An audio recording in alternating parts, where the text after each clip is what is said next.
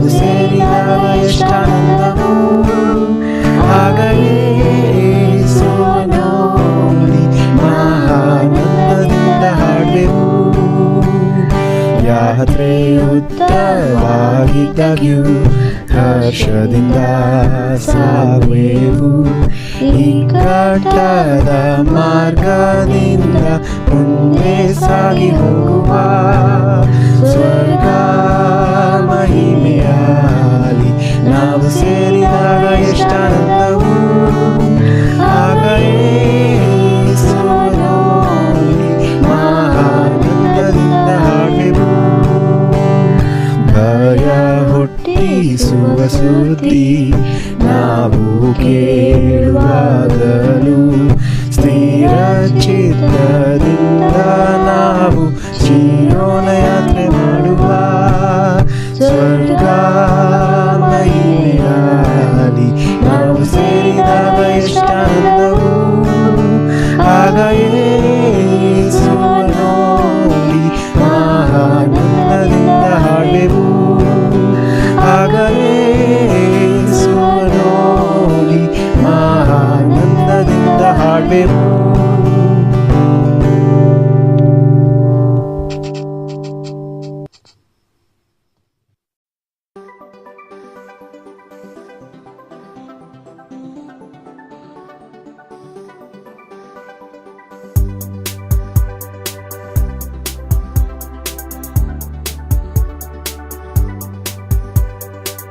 ಸಂಪೂರ್ಣವಾದ ನಿನ್ನ ಕೃಪೆ, ಶಾಶ್ವತವಾದ ನಿನ್ನ ಕೃಪೆ, ಸಂಪೂರ್ಣವಾದ ನಿನ್ನ ಕೃಪೆ, ಶಾಶ್ವತವಾದ ನಿನ್ನ ಕೃಪೆ, ಬಾಳಿಗೆ ಬೆಳಕನ್ನು ನೀಡುವಂತ ನಿನ್ನ ಕೃಪೆ, ಬಾಳಿಗೆ ಬೆಳಕನ್ನು ನೀಡುವಂತ ಸಂಪೂರ್ಣವಾದ ನಿನ್ನ ಕೃಪೆ, ಶಾಶ್ವತವಾದ ನಿನ್ನ ಕೃಪೆ, ಸಂಪೂರ್ಣವಾದ ನಿನ್ನ ಕೃಪೆ, ಶಾಶ್ವತವಾದ ನಿನ್ನ ಕೃಪೆ.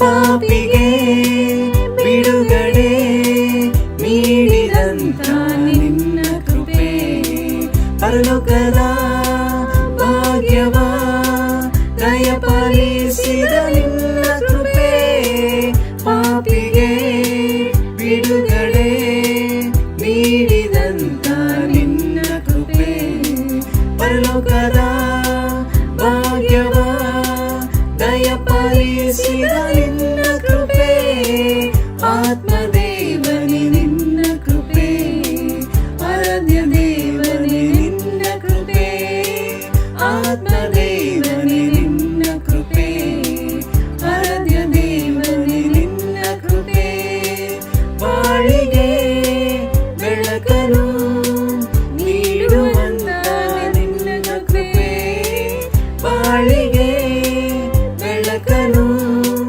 ನೀಡುವಂತ ನಿನ್ನ ಕೃಪೆ, ಸಂಪೂರ್ಣವಾದ ನಿನ್ನ ಕೃಪೆ, ಶಾಶ್ವತವಾದ ನಿನ್ನ ಕೃಪೆ, ಸಂಪೂರ್ಣವಾದ ನಿನ್ನ ಕೃಪೆ, ಶಾಶ್ವತವಾದ ನಿನ್ನ ಕೃಪೆ.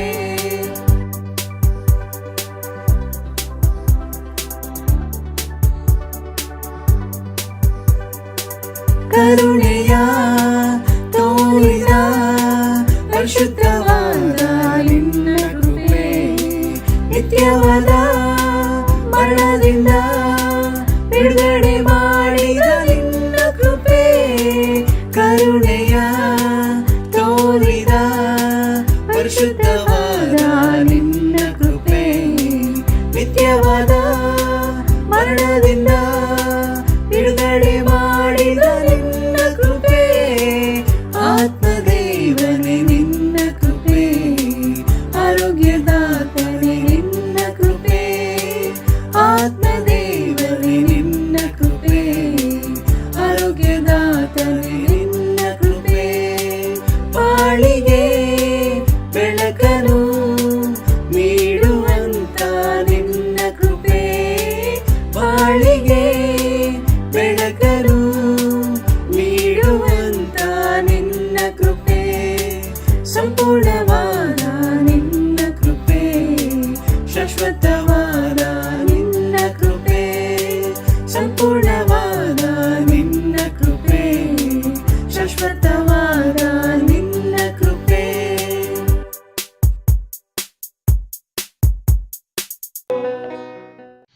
ಬೆಳಗಿನ ನಮಸ್ಕಾರಗಳು ಸಹೋದರರೇ ಹಾಗೂ ಸ್ನೇಹಿತರೆ. ಇರ್ರಿ ನಮ್ ಸಹೋದರಿಯರು ಇದಾರ್ರಿ. ಬೆಳಗಿನ ನಮಸ್ಕಾರಗಳು ಸಹೋದರರೇ ಮತ್ತು ಸಹೋದರಿಯರೇ ಹಾಗೂ ಸ್ನೇಹಿತರೆ. ಈ ಸಮಯದಲ್ಲಿ ನಿಮ್ನೆಲ್ಲ ನೋಡುವಾಗ ತುಂಬಾ ಸಂತೋಷ ಆಗುತ್ತೆ ನಮಗೆ. ನಾವು ಕೂಡ ಸಂತೋಷದಿಂದ ನಿಮ್ಮ ಮುಂದೆ ಬಂದಿದ್ದೀವಿ. ಈ ಸಮಯದಲ್ಲಿ ನಾವು ದೇವರ ವಾಕ್ಯ ಓದಿ ಈ ಸಂದೇಶನ ಮೀಟಿಂಗ್ನ ಸ್ಟಾರ್ಟ್ ಮಾಡೋಣ. ಕೀರ್ತನೆಗಳು 149 1-2 ಓದ್ತೀನಿ ನಾನು. ಯೆಹೋವನಿಗೆ ಸ್ತೋತ್ರ. ಯೆಹೋವನಿಗೆ ನೂತನ ಕೀರ್ತನೆಯನ್ನು ಹಾಡಿರಿ, ಭಕ್ತ ಸಭೆಯಲ್ಲಿ ಆತನನ್ನು ಸ್ತುತಿಸಿರಿ. ಇಸ್ರಾಯೇಲರು ತಮ್ಮ ಸೃಷ್ಟಿಕರ್ತನಲ್ಲಿ ಹೆಚ್ಚಳ ಪಡಲಿ, ಚಿಯೋನಿನವರು ತಮ್ಮ ರಾಜನಲ್ಲಿ ಹಸಿಸಲಿ. ಎಮೆನ್. ಸಹೋದರರೇ ಮತ್ತು ಸಹೋದರಿಯರೇ ಹಾಗೂ ಸ್ನೇಹಿತರೆ, ಇಲ್ಲಿ ದೇವರ ವಾಕ್ಯ ಹೇಳ್ತದೆ ನಾವು ಯಾವಾಗಲೂ ಹೊಸ ಹಾಡನ್ನು ಹಾಡ್ತಾ ದೇವ್ರ ಮುಂದೆ ಬರಬೇಕಂತ. ದೇವರು ನಮ್ಮನ್ನ ಕರೆದಿದ್ದು ಅವರಲ್ಲಿ ನಾವು ಹೆಚ್ಚಳ ಪಡಲಿ ಅಂತ. ಸಹೋದರ ಸಹೋದರಿ, ಈ ಸಮಯದಲ್ಲಿ ನಾವು ಆ ವಾಕ್ಯಗಳನ್ನು ಕೇಳುವಾಗ ನಮ್ಮ ಅಕ್ಕಪಕ್ಕದಲ್ಲಿರೋರು ನಮ್ಮ ಸ್ನೇಹಿತರನ್ನ ಕೂಡಿ ನಾವು ಹೆಚ್ಚಳ ಪಡೋಣ. ಮತ್ತೆ ಅಷ್ಟೇ ಅಲ್ಲ, ನಾವು ಯಾವಾಗಲೂ ಹರ್ಷದಿಂದ ಇರಬೇಕಂತ ದೇವ್ರ ವಾಕ್ಯ ಹೇಳ್ತಾ ಇದೆ. ನಾವು ಹರ್ಷದಿಂದ ದೇವ್ರ ವಾಕ್ಯ ಕೇಳೋಣ. ನಾವಿಬ್ಬರು ನಿಮಗೆ ಪ್ರೋತ್ಸಾಹಿಸ್ತೀವಿ. ಈ ದಿನ ದೇವ್ರ ವಾಕ್ಯ ಕೇಳುವಾಗ ಹೃದಯದಿಂದ ನಾವು ದೇವ್ರ ವಾಕ್ಯ ಕೇಳೋಣ. ಅಷ್ಟೇ ಅಲ್ಲ, ನಮ್ಮ ಪ್ರೀತಿಯ ಸಹೋದರರು ನಮ್ಮ ಎಲ್ಲರ ಸೌಖ್ಯವನ್ನು ಬಯಸುವಂಥ ಸಹೋದರ ಆಗಿರುವಂಥ ವಿಲ್ಸೆಂಟ್ ಬ್ರದರ್ ನಮಗೋಸ್ಕರ ಸಂದೇಶವನ್ನು ಕೊಡಲಿದ್ದಾರೆ. ಇವತ್ತು ನಮ್ಮ ಅಕ್ಕಪಕ್ಕದಲ್ಲಿ ಇರೋರನ್ನ ಎಚ್ಚರಗೊಳಿಸೋಣ ಮತ್ತು ನಾವು ಎಚ್ಚರಗೊಳ್ಳೋಣ, ದೇವ್ರ ವಾಕ್ಯ ಕೇಳೋಣ. ಈ ಸಮಯದಲ್ಲಿ ಪ್ರಾರ್ಥನೆ. ಸರ್ವಶಕ್ತನ ತಂದೆ, ನಿಮ್ಮ ನಾಮಕ್ಕೆ ಸ್ತೋತ್ರ. ಬಹಳ ಸ್ತೋತ್ರ ತಂದೆ. ಈ ಸಮಯದಲ್ಲಿ ನನಗೂ ರವಿಗೂ ತಂದೆ ನಿಮ್ಮ ಮುಂದೆ ಬರಲಿಕ್ಕೆ ಸಹಾಯ ಮಾಡಿಕೊಟ್ಟಿದ್ರ ತುಂಬ ಸ್ತೋತ್ರಗಳು ತಂದೆ. ನಾನು ಪ್ರಾರ್ಥಿಸ್ತಾ ಇದ್ದೀನಿ, ನಿಮ್ಮ ವಾಕ್ಯದ ಮೂಲಕವಾಗಿ ನಾವೆಲ್ಲರೂ ಕೂಡ ಸಂತೋಷದಿಂದ ತಂದೆ ನಿಮ್ಮನ್ನು ಸ್ತುತಿಸುವಂತೆ ಹಾಡುವಂತೆ ತಂದೆ ವಾಕ್ಯವನ್ನು ತಂದೆ ಕೇಳಲಿಕ್ಕೆ ನಮ್ಮ ಹೃದಯಗಳು ಸಿದ್ಧಪಡಿಸ್ಕೊಳ್ಳೋಕ್ಕೆ ಸಹಾಯ ಮಾಡ್ತೀರಂತ ಬೇಡಿ ವಿಶ್ವಾಸ್ತಾ ಇದ್ದೀನಿ ತಂದೆ. ನಿಮ್ಮ ವಾಕ್ಯ ಹೇಳುತ್ತೆ ನಾವು ಹೆಚ್ಚಳ ಪಡಬೇಕು ಅಂತ ತಂದೆ. ಆ ವಾಕ್ಯದ ಪ್ರಕಾರ ನಾವು ಕಲಿತಂತ ವಾಕ್ಯದಲ್ಲಿ ಹೆಚ್ಚಳ ಪಡಲಿಕ್ಕೆ ಸಹಾಯ ಮಾಡ್ತೀರಂತ ಬೇಡ್ತೀನಿ ತಂದೆ. ಒಳ್ಳೆಯ ಅವಕಾಶ ಕೊಟ್ಟಿದ್ದೀರಾ ತಂದೆ. ಈ ಸಮಯ ತಂದೆ ನಾನು ನಿಮ್ಮ ಚಿತ್ತಕ್ಕೆ ಒಪ್ಪಿಸ್ಕೊಡ್ತೀನಿ. ಸಂದೇಶ ನಮ್ಮೆಲ್ಲರ ಹೃದಯಕ್ಕೆ ಮುಟ್ಟಿ ನಾವು ಅದರ ಪ್ರಕಾರ ಜೀವಿಸುವಂತೆ ಸಹಾಯ ಮಾಡ್ತೀರಂತ ಬೇಡಿ ಈ ಪ್ರಾರ್ಥನೆನ ಯೇಸು ಕ್ರಿಸ್ತನ ನಾಮದಲ್ಲಿ ಪ್ರಾರ್ಥಿಸ್ತೀನಿ ತಂದೆ. ಆಮೆನ್.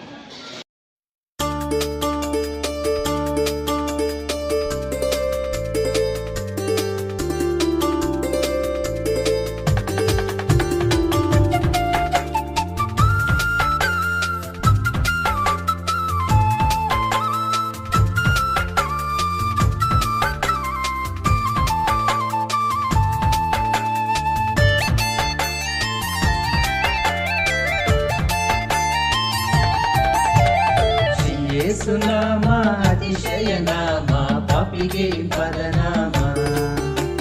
ಶ್ರೀ ಯೇಸುನಾಮ ಅತಿಶಯ ನಾಮ, ಪಾಪಿಗೆ ಪದನಾಮ. ಶ್ರೀ ಯೇಸುನಾಮ ಅತಿಶಯ ನಾಮ, ಪಾಪಿಗೆ ಪದನಾಮ. ಶ್ರೀ ಯೇಸುನಾಮ ಅತಿಶಯ ನಾಮ, ಪಾಪಿಗೆ ಪದನಾಮ. ಎಲ್ಲ ನಾಮದಲ್ಲಿ ಮೇಲಾದ ನಾಮ ಯೇಸುವಿನ ದಿವ್ಯ ನಾಮ. ಎಲ್ಲ ನಾಮದಲ್ಲಿ ಮೇಲಾದ ನಾಮ ಯೇಸುವಿನ ದಿವ್ಯ ನಾಮ. ಸರ್ವ ಜನರೆಲ್ಲ ಅಡ್ಡ ಬಿದ್ದು ಸ್ತೋತ್ರ ಮಾಡಿ ಹರ್ಷದಿಂದ ಹಾಡೋ ನಾಮ. ಸರ್ವ ಜನರೆಲ್ಲ ಅಡ್ಡ ಬಿದ್ದು ಸ್ತೋತ್ರ ಮಾಡಿ ಹರ್ಷದಿಂದ ಹಾಡೋ ನಾಮ. ಶ್ರೀ ಯೇಸು ನಾಮ ಅತಿಶಯ ನಾಮ, ಪಾಪಿಗೆ ಪದನಾಮ. ಶ್ರೀ ಯೇಸು ನಾಮ ಅತಿಶಯ ನಾಮ, ಪಾಪಿಗೆ ಪದನಾಮ. ಪಾಪ ಪರಿಹಾರಕ್ಕಾಗಿ ಪಾಪಿಗಳ ಹುಡುಗಿ ಧರಣಿಗೆ ಬಂದ ನಾಮ. ಪಾಪ ಪರಿಹಾರಕ್ಕಾಗಿ ಪಾಪಿಗಳ ಹುಡುಗಿ ಧರಣಿಗೆ ಬಂದ ನಾಮ. ಪಾಪರಹಿತ ಜೀವಿತದ ಮಾದರಿಯ ತೋರಿಸಿದ ಪರಿಶುದ್ಧ ಪುಣ್ಯನಾಮ. ಪಾಪರಹಿತ ಜೀವಿತದ ಮಾದರಿಯ ತೋರಿಸಿದ ಪರಿಶುದ್ಧ ಪುಣ್ಯನಾಮ. ಶ್ರೀ ಯೇಸು ನಾಮ ಅತಿಶಯ ನಾಮ, ಪಾಪಿಗೆ ಪದನಾಮ. ಶ್ರೀ ಯೇಸು ನಾಮ ಅತಿಶಯ ನಾಮ, ಪಾಪಿಗೆ ಪದನಾಮ. ಬೆಳಗವಿಲ್ಲದಷ್ಟು ಪಾಪ ನನ್ನಿಂದ ತೆಗೆಯಲು ನನಗಾಗಿ ಬಂದ ನಾಮ. ಲೆಕ್ಕವಿಲ್ಲದಷ್ಟು ಪಾಪ ನನ್ನಿಂದ ತೆಗೆಯಲು ನನಗಾಗಿ ಬಂದ ನಾಮ. ಅನ್ಯವೆಂದು ತಳ್ಳದನ್ನ ಧನ್ಯನಾಗಿ ಮಾಡಲು ಬಂದ ಉನ್ನತನ ಪುಣ್ಯನಾಮ. ಅನ್ಯನೆಂದು ತಳ್ಳದನ್ನ ಧನ್ಯನಾಗಿ ಮಾಡಲು ಬಂದ ಉನ್ನತನ ಪುಣ್ಯನಾಮ. ಶ್ರೀ ಯೇಸು ನಾಮ ಅತಿಶಯ ನಾಮ, ಪಾಪಿಗೆ ಇಂಪಾದ ನಾಮ. ಶ್ರೀ ಯೇಸು ನಾಮ ಅತಿಶಯ ನಾಮ, ಪಾಪಿಗೆ ಇಂಪಾದ ನಾಮ. ಭೂತಬಾಧಿತರಿಗೆ ನಾನಾ ರೋಗಿಗಳಿಗೆ ಸ್ವಸ್ಥ ಮಾಡುವಂತ ನಾಮ. ಭೂತಬಾಧಿತರಿಗೆ ನಾನಾ ರೋಗಿಗಳಿಗೆ ಸ್ವಸ್ಥ ಮಾಡುವಂತ ನಾಮ. ಕುಳ್ಳರಿಗೂ ಕುಂಟರಿಗೂ ಕುಷ್ಠರೋಗಿಗಳಿಗೆಲ್ಲ ಬಿಡುಗಡೆ ಕೊಡುವ ನಾಮ. ಕುಳ್ಳರಿಗೂ ಕುಂಟರಿಗೂ ಕುಷ್ಠರೋಗಿಗಳಿಗೆಲ್ಲ ಬಿಡುಗಡೆ ಕೊಡುವ ನಾಮ. ಶ್ರೀ ಯೇಸು ನಾಮ ಅತಿಶಯ ನಾಮ, ಪಾಪಿಗೆ ಇಂಪಾದ ನಾಮ. ಶ್ರೀ ಯೇಸು ನಾಮ ಅತಿಶಯ ನಾಮ, ಪಾಪಿಗೆ ಇಂಪಾದ ನಾಮ. ಎಲ್ಲರಿಗೂ ನಮಸ್ಕಾರಗಳು. ನೀವು ದೇವರನ್ನ ಬಹಳ ಪ್ರೀತಿಸ್ತಾ ಇದ್ದೀರಾ. ಖಂಡಿತವಾಗ್ಲೂ ದೇವ್ರಿಗೆ ಇನ್ನೂ ಬಹಳ ಹೆಚ್ಚಿಗೆ ಹತ್ತಿರವಾಗಬೇಕಂತ ಎಲ್ಲ ಪರಿಶ್ರಮ ಪಡ್ತಾ ಇದ್ದೀರಾ. ದೇವರು ನಿಮಗೆ ಆಶೀರ್ವಾದ ಮಾಡಲಿ. ಇವತ್ತು ನಾವು ಕಲಿಯುವಂಥ ಒಂದು ವಿಷಯ ಯೋಹಾನ 10ನೇ ಅಧ್ಯಾಯ 1-18. ಯೇಸು ಕ್ರಿಸ್ತನು ಒಳ್ಳೆಯ ಕುರುಬ.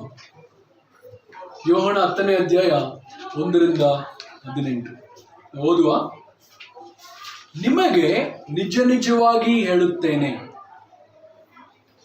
ಕುರಿ ಹಟ್ಟಿಯೊಳಗೆ ಬಾಗಲಿಂದ ಬಾರದೆ ಮತ್ತೆ ಎಲ್ಲಿಂದಲಾದರೂ ಹತ್ತಿ ಬರುವವನು ಕಳ್ಳನು ಸುಲುಕೊಳ್ಳುವವನು ಆಗಿದ್ದಾನೆ. ಬಾಗಲಿಂದ ಒಳಗೆ ಬರುವವನು ಆ ಕುರಿಗಳ ಕುರುಬನು. ಬಾಗಲು ಕಾಯುವವನು ಅವನಿಗೆ ಬಾಗಲನ್ನು ತೆರೆಯುತ್ತಾನೆ. ಕುರಿಗಳು ಅವನ ಸ್ವರಕ್ಕೆ ಕಿವಿಗೊಡುತ್ತವೆ. ಅವನು ಸ್ವಂತ ಕುರಿಗಳನ್ನು ಹೆಸರು ಹೇಳಿ ಕರೆದು ಹೊರಗೆ ಬಿಡುತ್ತಾನೆ. ಸ್ವಂತ ಕುರಿಗಳನ್ನೆಲ್ಲ ಹೊರಗೆ ಬಿಟ್ಟ ಮೇಲೆ ತಾನು ಅವುಗಳ ಮುಂದೆ ಹೋಗುತ್ತಾನೆ. ಕುರಿಗಳು ಅವನ ಸ್ವರವನ್ನು ತಿಳ್ಕೊಂಡು ಅವನ ಹಿಂದೆ ಹೋಗುತ್ತವೆ. ಅವು ಅನ್ಯರ ಸ್ವರವನ್ನು ತಿಳಿಯುವುದಿಲ್ಲ. ಅನ್ಯನ ಹಿಂದೆ ಹೋಗದೆ ಅವನ ಬಳಿಯಿಂದ ಓಡಿ ಹೋಗುತ್ತವೆ. ಈ ಉಪಮಾನವನ್ನು ಯೇಸು ಅವರಿಗೆ ಹೇಳಿದನು. ಆದರೂ ಆತನ ಮಾತಿನ ಅರ್ಥವನ್ನು ಅವರು ಗ್ರಹಿಸಲಿಲ್ಲ. ಆದ ಕಾರಣ ಯೇಸು ಮತ್ತು ಅವರಿಗೆ, ನಿಮಗೆ ನಿಜ ನಿಜವಾಗಿ ಹೇಳುತ್ತೇನೆ, ಕುರಿಗಳಿಗೆ ನಾನೇ ಬಾಗಲಾಗಿದ್ದೇನೆ. ನನಗಿಂತ ಮುಂಚೆ ಬಂದವರೆಲ್ಲರೂ ಕಳ್ಳರು ಸುಲುಕೊಳ್ಳುವವರು ಆಗಿದ್ದಾರೆ. ಆದರೆ ಕುರಿಗಳು ಅವರಿಗೆ ಕಿವಿಗೊಡಲಿಲ್ಲ. ನಾನೇ ಆ ಬಾಗಲು. ನನ್ನ ಮುಖಾಂತರವಾಗಿ ಯಾವನಾದರೂ ಒಳಗೆ ಹೋದರೆ ಸುರಕ್ಷಿತವಾಗಿದ್ದು ಒಳಗೆ ಹೋಗುವನು, ಹೊರಗೆ ಬರುವನು, ಮೇವನ್ನು ಕಂಡುಕೊಳ್ಳುವನು. ಕಳ್ಳನು ಕದ್ದುಕೊಳ್ಳುವುದಕ್ಕೂ ಕೊಯ್ಯುವುದಕ್ಕೂ ಹಾಳು ಮಾಡುವುದಕ್ಕೂ ಬರುತ್ತಾನೆ ಹೊರತು ಮತ್ತಾವುದಕ್ಕೂ ಬರುವುದಿಲ್ಲ.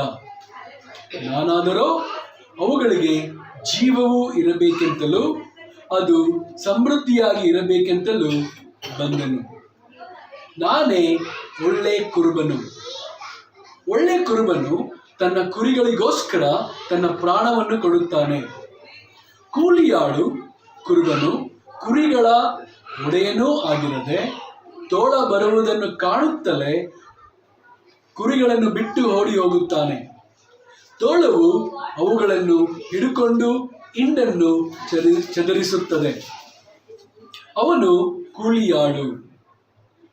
ಕುರಿಗಳ ಚಿಂತೆ ಅವನಿಗಿಲ್ಲ. ನಾನೇ ಒಳ್ಳೆ ಕುರುಬನು. ತಂದೆಯು ನಾನು ತಂದೆಯನ್ನು ತಿಳಿದಿರುವಂತೆಯೇ ನಾನು ನನ್ನ ಕುರಿಗಳನ್ನು ತಿಳಿದಿದ್ದೇನೆ. ನನ್ನ ಕುರಿಗಳು ನನ್ನನ್ನು ತಿಳಿದವೆ ಮತ್ತು ಕುರಿಗಳಿಗೋಸ್ಕರ ನನ್ನ ಪ್ರಾಣವನ್ನು ಕೊಡುತ್ತೇನೆ. ಇದಲ್ಲದೆ ಈ ಹಟ್ಟಿಗೆ ಸೇರದಿರುವ ಇನ್ನು ಬೇರೆ ಕುರಿಗಳು ನನಗೆ ಅವೆ. ಅವುಗಳನ್ನು ನಾನು ತರಬೇಕು. ಅವು ನನ್ನ ಸ್ವರಕ್ಕೆ ಕಿವಿಗೊಡುವವು. ಆಗ ಒಂದೇ ಹಿಂಡು ಆಗುವುದು, ಒಬ್ಬನೇ ಕುರುಬನಿರುವನು. ನಾನು ತಿರುಗಿ ಪಡೆಕೊಳ್ಳುತ್ತೇನೆಂದು ನನ್ನ ಪ್ರಾಣವನ್ನು ಕೊಡುತ್ತೇನೆ. ಅದರ ನಿಮಿತ್ತವಾಗಿ ತಂದೆಯು ನನ್ನನ್ನು ಪ್ರೀತಿಸುತ್ತಾನೆ. ನನ್ನ ಪ್ರಾಣವನ್ನು ಯಾರು ನನ್ನಿಂದ ತೆಗೆಯರು. ನನ್ನಷ್ಟಕ್ಕೆ ನಾನೇ ಅದನ್ನು ಕೊಡುತ್ತೇನೆ. ಅದನ್ನು ಕೊಡುವುದಕ್ಕೆ ನನಗೆ ಅಧಿಕಾರ ಉಂಟು, ಅದನ್ನು ತಿರುಗಿ ಪಡೆಕೊಳ್ಳುವುದಕ್ಕೆ ನನಗೆ ಅಧಿಕಾರ ಉಂಟು. ಈ ಅಪ್ಪಣೆಯನ್ನು ನನ್ನ ತಂದೆಯಿಂದ ಹೊಂದಿದ್ದೇನೆ ಅಂದನು. ಸೊ ಇಲ್ಲಿ ಕುರಿಗಳು ಅಂದ್ರೆ ನಾವು ಕುರಿಗಳು ಬಹಳ ಮುಗ್ಧವಾಗಿರುತ್ತೆ.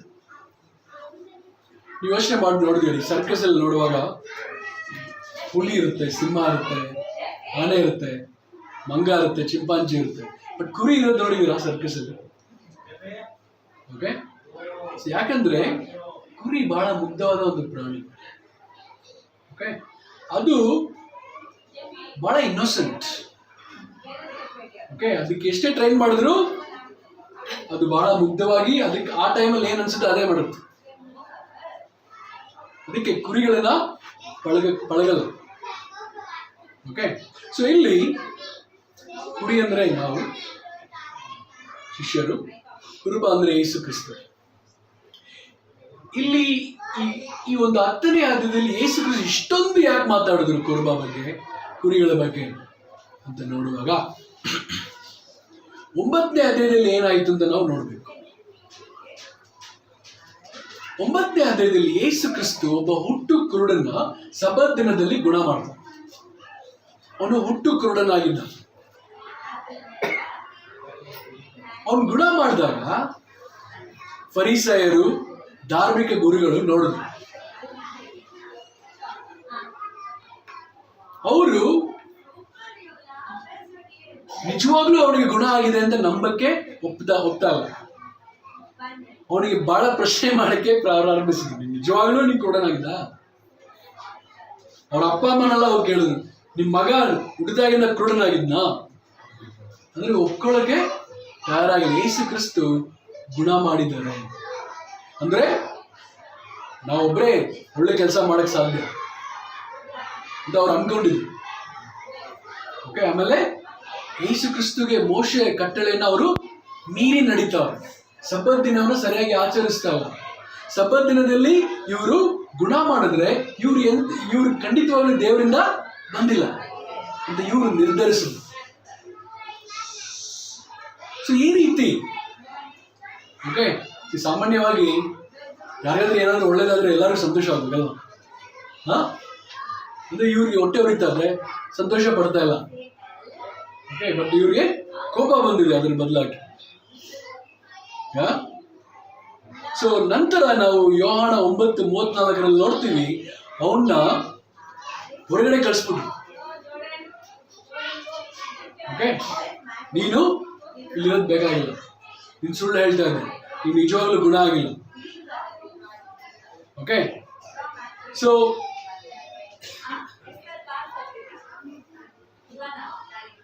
ಅದಕ್ಕೋಸ್ಕರನೇ ಯೇಸು ಕ್ರಿಸ್ತು ಇದೆಲ್ಲ ನೋಡಿದಾಗ ಫರಿಸಾಯರು, ಮುಖ್ಯವಾಗಿ ಫರಿಸಾಯರ ಹೃದಯನ ನೋಡಿ, ಆ ಒಂದು ಧಾರ್ಮಿಕ ಗುರುಗಳ ಆ ಒಂದು ಹೃದಯಗಳನ್ನು ನೋಡಿ ಇವರು 10ನೇ ಅಧ್ಯಾಯದಲ್ಲಿ ತಮ್ಮ ಪ್ರತ್ಯುತ್ತರವನ್ನ ಕೊಡ್ತಾರೆ. ಸೊ ಯೇಸು ಕ್ರಿಸ್ತು ಹೇಳ್ತಾರೆ, ನಾನೇ ಬಾಗಿಲು. ಯಾವುದೇ ಮನೆ ಕಟ್ಟಕ್ಕೆ ಅದಕ್ಕೆ ಬಾಗಿಲು ಇರ್ಲೇಬೇಕಲ್ವಾ? ಬಾಗಿಲು ಇಲ್ಲದೆ ಮನೆ ಏನಾಗುತ್ತೆ?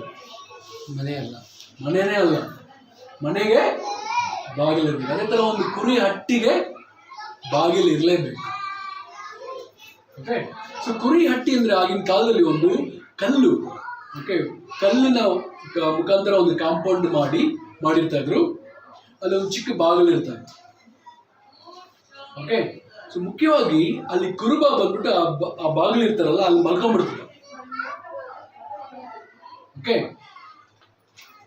ಸೊ ಸಾಯಂಕಾಲ ಕುರಿಗಳು ಬರುವಾಗ ಅದನ್ನ ಒಂದು ಕುರಿಗೆ ಅವನ ಹತ್ರ ಒಂದು ಕೋಲು ಇರ್ತದೆ, ಕೋಲು.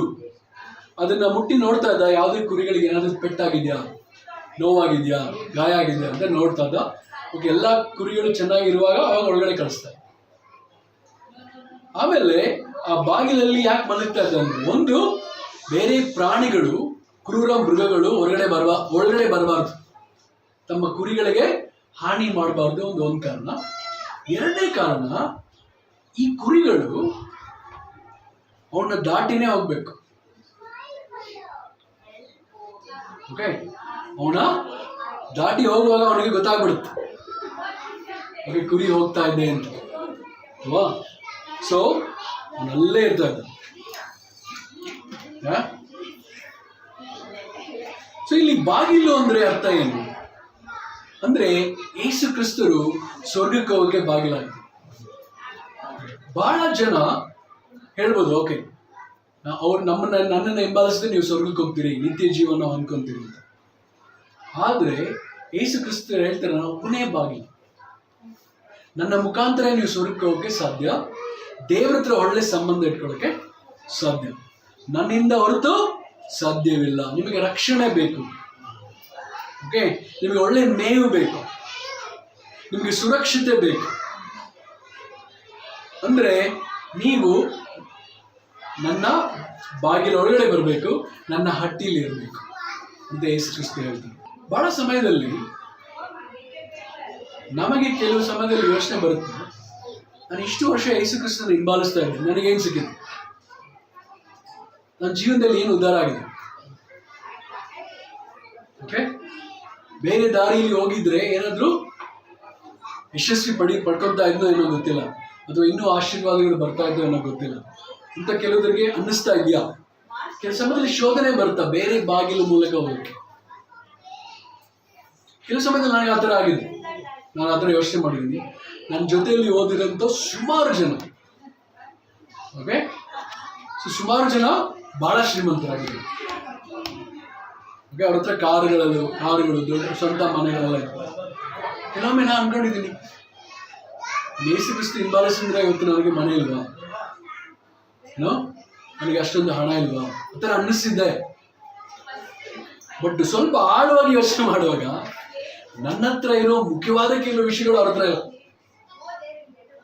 ಓಕೆ, ನನ್ನ ಹತ್ರ ಹೆಚ್ಚಿಗೆ ಹಣ ಇಲ್ಲದೆ ಇರಬಹುದು, ಬಟ್ ನಿಜವಾದ ಸಂಬಂಧಗಳು, ಹೆಂಡತಿ, ಮಕ್ಕಳು, ಸಂಬಂಧ, ಸಮಾಧಾನ, ಶಾಂತಿ, ಇದೆಲ್ಲ ಬಹಳ ಜನರ ಜೀವನದಲ್ಲಿ ಇಲ್ಲ.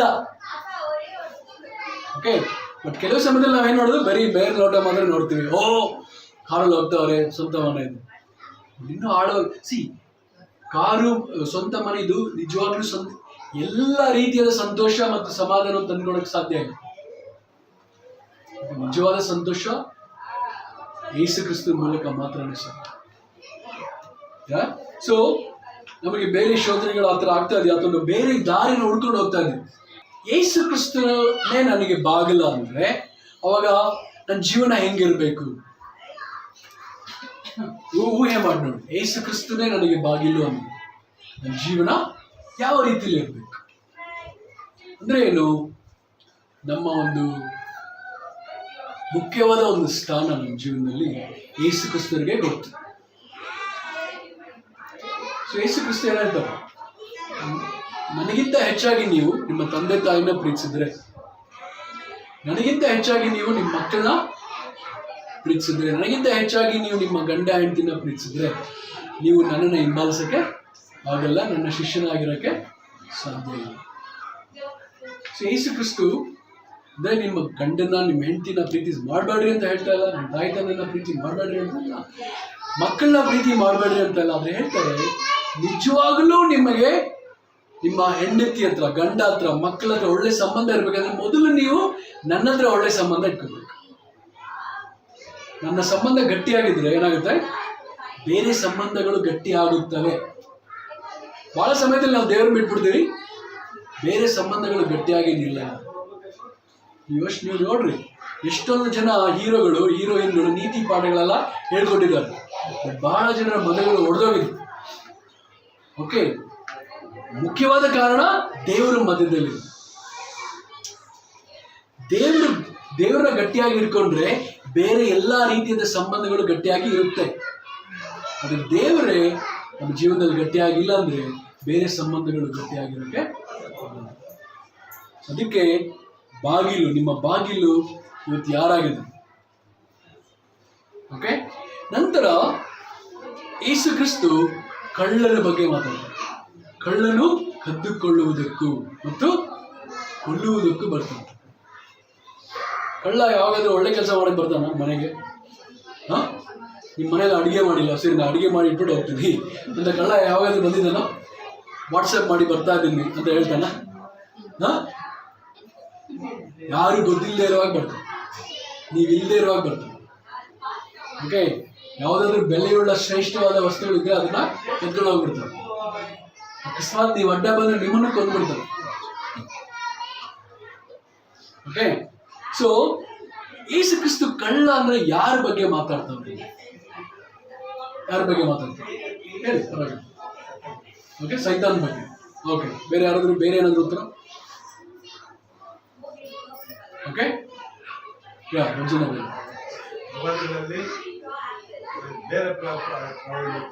ಓಕೆ, ಸುಳ್ಳು ಪ್ರವಾದಿಗಳು. ಓಕೆ, ಇಬ್ರು ಕರೆಕ್ಟ್. ಓಕೆ, ಸೊ ಆಮೇಲೆ ಸ್ವಾರ್ಥ ನಾಯಕರು, ಉದಾಹರಣೆಗೆ ಫರಿಸಾಯ, ಧರ್ಮಗುರುಗಳು. ಓಕೆ, ಸೊ ಇವ್ರು ಯಾರಿಂದ ಪ್ರೇರೇಪಣೆ ಹೊಂದಿದ್ದಾರೆ? ಮಂಜುನಾಥ್ ಹೇಳಿದಂಗೆ ಸೈತಾನಿಂದ ಪ್ರೇರೇಪಣೆ ಹೊಂದಿದ್ರು. ಇವ್ರಿಗೆ ಮುಖ್ಯವಾದ ಗುರು ಯಾರು? ಸೈತಾನ್ ಫುಲ್ ಕೆಲಸ ಏನು? ಫುಲ್ ಸೆಲ್ಫಿಶ್, ಫುಲ್ ಸುಳ್ಳು ಹೇಳೋದು. ನೀವು ನರ್ಕಕ್ಕೆ ಹೋಗೋದು ಮೇಯ್ನ್ ನಮಗೆ ಗುರಿ. ನಾನು ನರ್ಕಕ್ಕೆ ಹೋಗೋದು ಮೇಯ್ನ್ ಗುರಿ ಅಲ್ವಾ? ಅದಕ್ಕೋಸ್ಕರ ಏನೆಲ್ಲ ಮಾಡಬೇಕು ಅದೆಲ್ಲ ಮಾಡ್ತಾನೆ. ಸೊ ಅವರಿಗೆ ಶಿಷ್ಯರು ಯಾರು? ಫರಿಸಾಯರು, ಧರ್ಮಗುರುಗಳು, ಸುಳ್ಳು ಪ್ರವಾದಿಗಳು ಮತ್ತು ಸ್ವಾರ್ಥ ನಾಯಕರು. ಇವರೆಲ್ಲ ಅವರ ಶಿಷ್ಯರು. ಸೈತಾನ್ಗೆ ಒಳ್ಳೆ ಶಿಷ್ಯರು. ಸೈತಾನಲ್ಲಿ ಏನು ಗುಣ ಇದೆ? ಬುದ್ಧಿ ಇದೆ, ಓಕೆ, ಮನೋಭಾವನೆ ಇದೆ. ಅದೇ ಇವ್ರಿಗೆ ಇರುತ್ತೆ ಅಲ್ವಾ? ಹೌದಲ್ವಾ? ಸೊ ಇವರು, ಸೊ ಇಂಥ ನಾಯಕರು ಏನ್ ಮಾಡ್ತಾರೆ? ಓಕೆ, ಕುರಿಗಳನ್ನ ಯೂಸ್ ಮಾಡ್ಕೊಂಡು, ಜನರನ್ನ ಯೂಸ್ ಮಾಡ್ಕೊಂಡು. ಆದ್ರೆ ಒಳ್ಳೆ ನಾಯಕರು ಅಂದ್ರೆ ಒಳ್ಳೆ ಕುರುಬ, ಅವನು ದೇವರಿಂದ ಪ್ರೇರೇಪಣೆ ಹೊಂದಿರ್ತಾನೆ. ಅವನು ಕುರಿಗಳನ್ನ ಯೂಸ್ ಮಾಡಲ್ಲ, ಕುರಿಗಳಿಗೆ ಸೇವೆ ಮಾಡ್ತಾನೆ ಬದಲಾಗಿ. ಓಕೆ, ಸೊ ಸುಮಾರು ಜನ ನೀವು ರಾಜಕಾರಣಿಗಳು ನೋಡಿ, ಇವ್ರು ಹಿಂಗೇನೆ ಬೇಕನ್ನೋವರೆಗೂ ಯೂಸ್ ಮಾಡ್ತಾರೆ, ಆಮೇಲೆ ಬಿಸಾಕ್ತಾರೆ ಅಲ್ವಾ? ಸೊ ಬಟ್ ಒಳ್ಳೆ ಕುರುಬ ಯೇಸು ಕ್ರಿಸ್ತು, ಮತ್ತು ನಾವು ಒಳ್ಳೆ ಕುರುಬ ಅಂದ್ರೆ ಒಳ್ಳೆ ನಾಯಕರು. ನಮಗೆ ಯೇಸು ಕ್ರಿಸ್ತು ಹಾಗೆ ಹೃದಯ ಆಗಿದೆ. ಸೊ ಅದಕ್ಕೇನೆ 1 ಪೇತ್ರ 5ನೇ ಅಧ್ಯಾಯ 4ನೇ ವಚನದಲ್ಲಿ ಪೇತ್ರ ಹೇಳ್ತಾರೆ, ಕುರುಬರಲ್ಲಿ ಪ್ರಧಾನ ಕುರುಬ ಯಾರು? ಯೇಸು ಕ್ರಿಸ್ತು.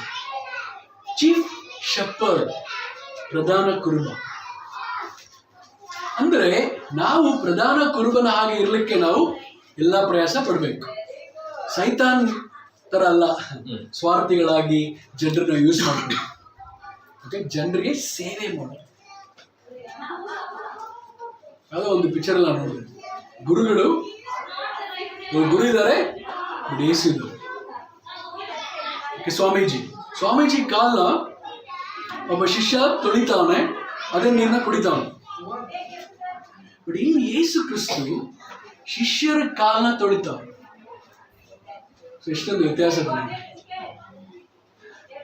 ಸೊ ಒಳ್ಳೆ ನಾಯಕ ಅಂದ್ರೆ ಸ್ವಾರ್ಥಿಯಾಗಿರೋ ಒಳ್ಳೆ ನಾಯಕ. ಕುರಿಗಳಿಗೆ ಅಂದ್ರೆ ಜನರಿಗೆ ಸೇವೆ ಮಾಡ್ತಾನೆ, ಉಪಯೋಗಿಸ್ಕೊಳ್ಳೋದು.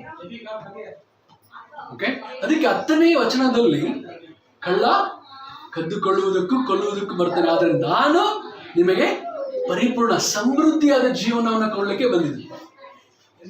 ಅಂದ್ರೆ ನಿಮ್ಮ ಜೀವನವನ್ನು ಮಿಸರಬಲ್, ಬಹಳ ಕಠಿಣವಾಗಿ ನಾನು ಮಾಡಕ್ ಬಂದಿಲ್ಲ. ಓಕೆ, ಕ್ರಿಶ್ಚಿಯಾನಿಟಿ ಬಂದ್ಬಿಟ್ಟು ರೂಲ್ಸ್ ಅಂಡ್ ರೆಗ್ಯುಲೇಷನ್ ಅಲ್ಲ. ಇದು ಟಕ್ ABCD ಮಾಡಬೇಕು, ABCD ಮಾಡ್ಕೊಡುದು, ಇದಲ್ಲ.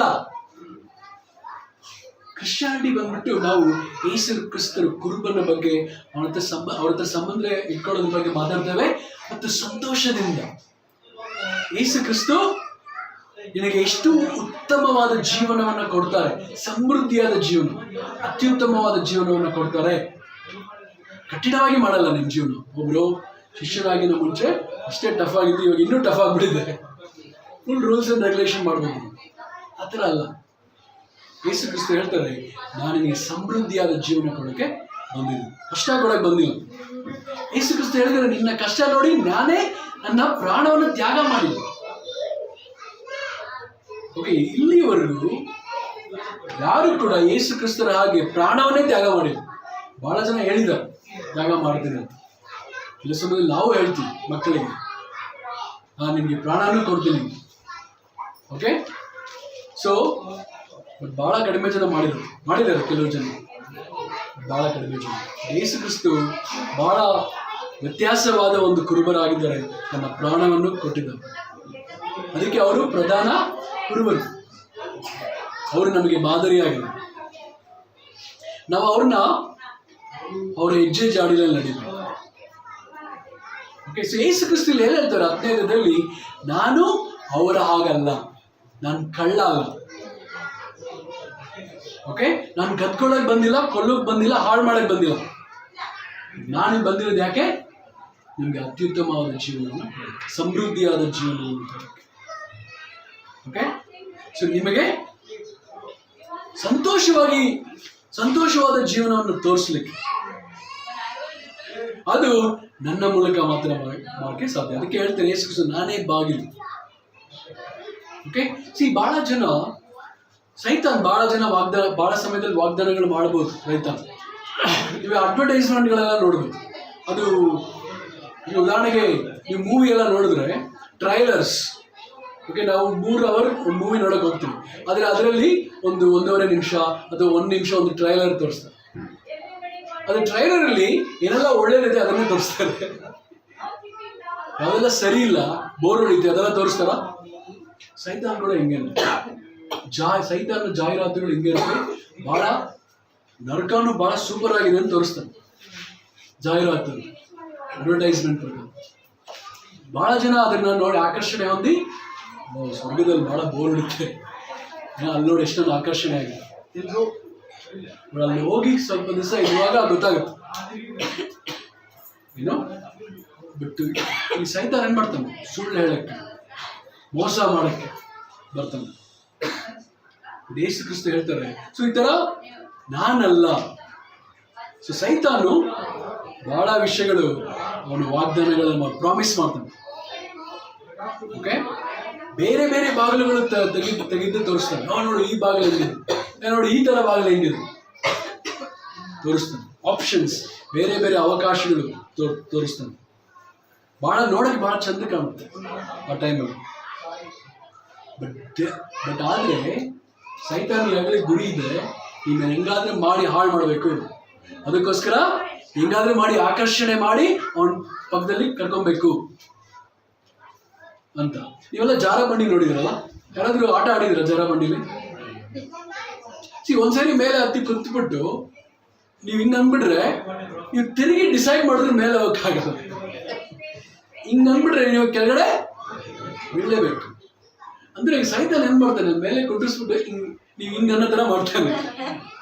ಅವ್ನು ತಳ್ಳಲ್ಲ, ಬಟ್ ಹಿಂಗ್ ಅನ್ನೋ ತರ ಮಾಡ್ತಾನೆ. ನೀವು ಹಿಂಗ್ ಅಂದ್ಬಿಟ್ರೆ ಆಮೇಲೆ ಅಯ್ಯೋ ಬೀಳೋಗ, ಅಯ್ಯೋ ಬೀಳ ಅಂತ ಪಡ್ಕೊಂಡ್ರು ಯಾರೇನ್ ಮಾಡಲ್ಲ. ನೀವು ಬಿದ್ಬಿಟ್ಟು ತಿರುಗಿ ಮೇಲೆ ಬರ, ಅವಾಗಲೇ ಗೊತ್ತಾಗೋದು ನಾನು ಕೆಳಗಡೆ ಬಿದ್ದಿದ್ದೀನಿ, ಅಯ್ಯೋ ಮೋಸ ಹೋಗ್ಬಿಟ್ನಲ್ಲ.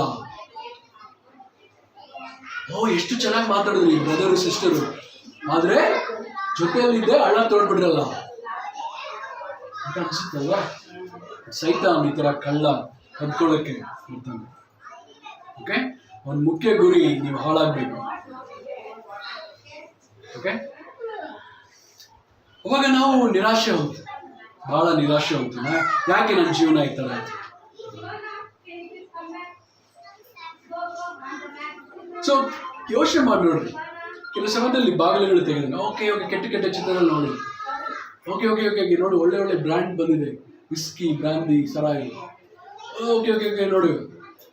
ಓಕೆ, ಈ ಹೆಂಗ್ಸು, ಈ ಹುಡುಗಿ ನೋಡು ಬೇರೆ ಬೇರೆ ಬಾಗಿಲುಗಳು ತೆಗೆದು, ಓಕೆ ವಾಟ್ಸಪ್ ನೋಡು, ಓಕೆ ಯೂಟ್ಯೂಬ್ ನೋಡು, ಬೇರೆ ಬೇರೆ ಬಾಗಿಲುಗಳು ತೆಗಿತಾರೆ. ಅವಾಗ ನಾವೇನ್ ಮಾಡ್ತೀವಿ? ಬಾಗಿಲು ನೋಡಿದ ತಕ್ಷಣ ತೆಗಿ, ಆಮೇಲೆ ಮೇಲೆ ಕುತ್ಕೊಂಡು ಹಿಂಗಂದಿಲ್ಲ ತೆಗಿ, ಆಮೇಲೆ ಮೇಲ್ಗಡೆ ಹಿಂಗ್ ಮಾಡಿದ ತಕ್ಷಣ ನೀವು ಕೆಳಗಡೆನೆ ಅಲ್ಲಿ ಇದೆಲ್ಲ ನಾವೇ ಮಾಡೋದು. ಬೈಬಲಲ್ಲಿ ಯಾಕೋಬ್ 1ನೇ ಅಧ್ಯಾಯ 13ನೇ ವಚನದಲ್ಲಿ ಹೇಳಿದ್ರೆ, ಸೈತಾನ್ ನಿಮ್ಮನ್ನು ಪಾಪದಲ್ಲಿ ಬೀಳ್ಸಲ್ಲ, ನಿಮ್ಮ ಸ್ವಂತ ದುರಾಸೆಗಳೇ ನಿಮ್ಮನ್ನ ಪಾಪದಲ್ಲಿ ಬೀಳ್ಸೋದು. ಸೈತಾನ್ ಮೇಲೆ ನೆಪ ಹೇಳ್ಬಾರ್ದು. ಕೆಲವು ಸಮಯ ನಾವು ಡೈಲಾಗ್ ಹೊಡಿದ್ವಿ, ಇಲ್ಲ ಸೈತಾನ್ ಮಾಡ್ಬಿಟ್ಟ, ಇಲ್ಲ ನೀನೇ ಮಾಡಿದ್ದು. ನಿನ್ನ ಸ್ವಂತ ಆಸೆಗಳು ಅಲ್ಲಿ ಕರ್ಕೊಂಡೋಯ್ತು, ಎಲ್ಲಿ ಮೇಲೆ, ಆಮೇಲೆ ನೂಕಕ್ಕೆ, ಹಿಂಗ್ ಮಾಡಕ್ಕೆ. ಬಿದ್ದವನ್ ಯಾರು? ಅದಕ್ಕೆ ಬೀಳಕ್ ಕಾರಣ ಯಾರು? ಶೋಧನೆ ಮಾಡಿದೆ ಸೈತಾನ್. ಅಲ್ಲಿ ಮೇಲೆ ಹೋಗಿ ಕುತ್ಕೊಳ್ಳೋದು, ಅಲ್ಲಿ ಹಿಂಗಂತ ಅನ್ನೋದು, ಅದರಲ್ಲಿ ನೀವೇ. ಓಕೆ, ಯಾರೋ ಒಬ್ರು ಹೇಳಿದ್ರಂತೆ, ಮೇಲೆ ಹಾರಾಡುವಂತ ಪಕ್ಷಿ ನಾವು ತಡೆಯಕ್ಕಾಗಲ್ಲ. ಗುಬ್ಬಚ್ಚಿಗಳು, ಕಾಗೆಗಳು ಹಾರಾಡುತ್ತೆ ಅಲ್ವಾ, ತಡೆಯಕ್ಕಾಗತ್ತಾ? ಬಟ್ ಯಾವ್ದಾದ್ರು ಗುಬ್ಬಚ್ಚಿಗಳು ನಮ್ಮ ತಲೆಯಲ್ಲಿ ಬಂದು ಗೂಡು ಕಟ್ಟಿ ಮೊಟ್ಟೆ ಇಡೋದನ್ನ ನಾವು ತಡಿಬೋದಾ ಅಲ್ವಾ? ಅಂದ್ರೆ ಒಂದು ಪಾಪ ಮಾಡಕ್ಕೆ ಇಷ್ಟು ಟೈಮ್ ತಗೊಳುತ್ತೆ. ಅದಕ್ಕೆ ಬೈಬಲ್ ಹೇಳುತ್ತೆ, ಪಾಪವು ಆಸೆಯಿಂದ ಬಸ್ಸರಾಗುತ್ತೆ, ಅದು ಆಮೇಲೆ ಬಸ್ಸರಾಗಿ ಆಮೇಲೆ ಮಕ್ಕಳು ಹೆರುತ್ತೆ. ಅಂದ್ರೆ 9 ತಿಂಗಳು ಬೇಕಲ್ಲ ಮಗುವನ್ನ ಹಿಡಿಯಕ್ಕೆ. ಸೊ ಆ ತರ ಒಂದು ಪಾಪ ಮಾಡಕ್ಕೆ ಟೈಮ್ ತಗೊಳುತ್ತೆ. ಶೋಧನೆ, ನಿಮ್ಮ ಸ್ವಂತ ಆಸೆಗಳು, ಅದೆಲ್ಲ ಬಸ್ಸರಾಗಿ ಆಮೇಲೆ ಈ ಪಾಪ ಮಾಡ್ತೀವಿ. ಅಂದ್ರೆ ನಿಮ್ಮ ತಲೆ ಮೇಲೆ ಹೋಗೋ ಪಕ್ಷಿಗಳನ್ನ ನೀವು ತಡೆಯಕ್ಕಾಗಲ್ಲ. ಆದ್ರೆ ಪಕ್ಷಿ ನಿಮ್ಮ ತಲೆ ಮೇಲೆ ಕುತ್ಕೊಂಡು ಗೂಡು ಕಟ್ಟಿ ಮೊಟ್ಟೆ ಬಿಡೋರ್ನ ಖಂಡಿತ ಅಡಿಬೋದ ಅಲ್ವಾ? ಗೂಡು ಕಟ್ಟಿ ಮೊಟ್ಟೆ ಬಿಡೋರು ಏನ್ ಮಾಡ್ತಾ ಇದ್ರಿ? ಸೀರಿಯಲ್ ನೋಡ್ತಾ ಇದ್ರಿ ಏನೋ. It's important right? ಬಹಳ ಸಮಯದಲ್ಲಿ ನಾವು ಮೋಸ ಹೋಗ್ತೀವಿ, ಡಿಸಪಾಯಿಂಟ್ ಆಗ್ತೀವಿ. ಬಹಳ ಬಾಗಿಲುಗಳು ನಾವು ತೆರೆಯುವಾಗ ಶೋಧನೆ ಹೋಗ್ತೀವಿ. ಆದರೆ ನೀವು ನಿಮಗೆ ಗೊತ್ತಾಗಬೇಕು ಅಂತ ಅನಿಸುವಾಗ ಈಗಾಗಲೇ ಕೆಳಗಡೆ ಬಿದ್ದಿರ್ತೀವಿ, ಏನು ಮಾಡಬೇಕು. ಓಕೆ, ಸೊ ಹೋಗಿನ ಮುಂಚೆನೆ ನೀವು ಎಚ್ಚರವಾಗಿರ್ಬೇಕು. ಸೊ ಯೇಸು ಕ್ರಿಸ್ತನಲ್ಲಿ ನಾನೇ ಒಳ್ಳೆ ಕುರುಬ. Okay, I am not hired hand. Hired hand ಏನಂತ? ಕೆಲಸದ ಆಳು. ಓಕೆ, ಸೊ ಉದಾಹರಣೆಗೆ ನೋಡಿ, ಪ್ರಕಾಶ್ ಹತ್ರ ಒಂದು ಸ್ವಂತ ತೋಟ ಇದೆ, ಅವ್ರದೇ ಸ್ವಂತ ತೋಟ. ಓಕೆ, ಅವರೇ ಕೆಲಸ ಮಾಡಿದ್ರೆ ಬಹಳ ಸಂತೋಷದಿಂದ, ಬಹಳ ಪ್ರೀತಿಯಿಂದ, ಬಹಳ ಜವಾಬ್ದಾರಿಯಿಂದ ಮಾಡ್ತಾರೆ. ಬೇರೆ ಯಾರಿಗಾದ್ರೂ ಕೆಲಸ ಒಪ್ಪಿಸಿದ್ರೆ ಏನ್ ಮಾಡ್ತಾರೆ? ಅದು ಅವ್ರದ್ದೆಲ್ಲ ಅಲ್ವಾ? ಓಕೆ, ಬಹಳ ಜನ ಇವಾಗ ಹಬ್ಬ ಎಲ್ಲ ಮಾಡಿದ್ರಲ್ವಾ, ಫುಲ್ ಸೀರಿಯಲ್ ಸೆಟ್ ಎಲ್ಲ ಹಾಕಿ ಡ್ಯಾನ್ಸ್ ಎಲ್ಲ ಆಡ್ಕೊಂಡು, ಓಕೆ, ಎಲ್ಲರಿಗೂ ಊಟ ಎಲ್ಲ ಕೊಟ್ಕೊಂಡು ಮಾಡಿದ್ರು. ಯಾಕೆ? ಯಾರ್ದೋ ದುಡ್ಡು ಎಲ್ಲ ಮಂದಿ ಜಾತ್ರೆ ಅಲ್ವಾ? ಅವರೇ ದುಡ್ಡು ಹಾಕಿ ಊರಿಗೆಲ್ಲ ಬಿರಿಯಾನಿ ಕೊಡ್ತಾರಾ? ಯಾಕೆ? ಅವ್ರದ್ದೆಲ್ಲ ದುಡ್ಡು.